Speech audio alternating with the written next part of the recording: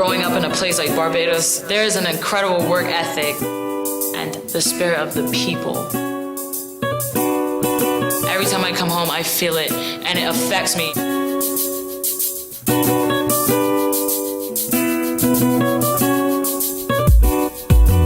I just left a primary school with a bunch of little kids, and just being around them, you can feel the support and the pride coming from them.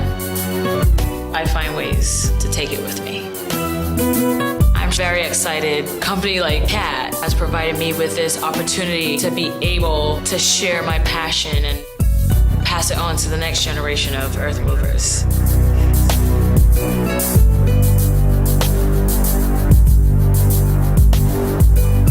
I'm Chantel. I'm from Barbados, and I'm an Earth Mover.